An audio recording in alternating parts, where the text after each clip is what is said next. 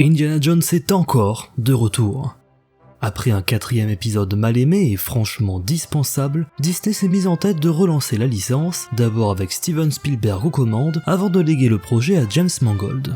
Dernier héritier du Hollywood classique, ce dernier, loin de se laisser intimider, reprendra finalement le scénario en étroite collaboration avec un Harrison Ford soucieux d'offrir une belle fin à son personnage fétiche. Alors, nouveau ratage ou digne héritage ?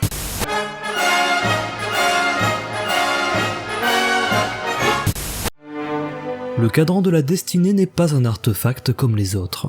Conçu par Archimède, cet objet permet de réaliser un des plus vieux fantasmes de l'humanité. Voyager dans le temps. Et voyager dans le temps, c'est précisément ce que tente de faire James Mangold avec ce Indiana Jones et le cadran de la destinée. Le ton est donné dès la première séquence, avec un Indy rajeuni numériquement, bottant le cul à des nazis dans un train lancé à toute vitesse. 20 minutes de prouesse technique, souvent passables, parfois bluffantes, qui s'efforcent de nous introduire les nouveaux enjeux de ce 5e épisode. Passé cette piqûre de rappel, retour à la réalité de 1969 avec un Indiana abîmé par l'existence et aux portes de la retraite. S'en suivra des rencontres et des aventures qui forceront le vieil homme à se remettre en selle, poursuivi à la fois par son passé ainsi que par sa filleule Elena qui a le chic de s'attirer des ennuis.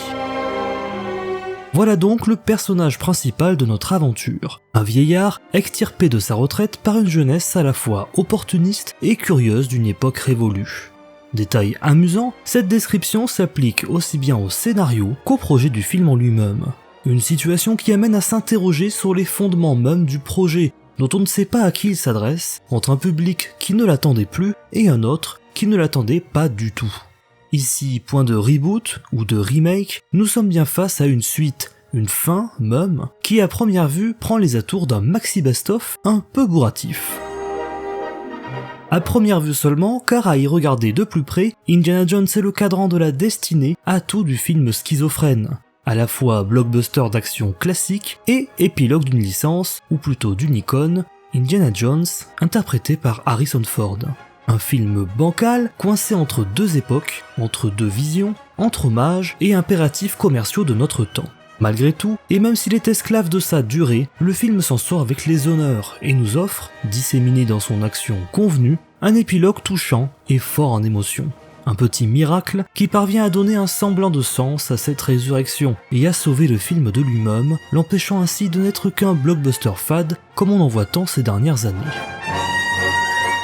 Indiana Jones et le cadran de la destinée a donc tout du plaisir coupable, motivé par certaines séquences d'action efficaces, ainsi que par la merveilleuse alchimie offerte par Indiana et Elena, magistralement interprétée par Phoebe Waller-Bridge.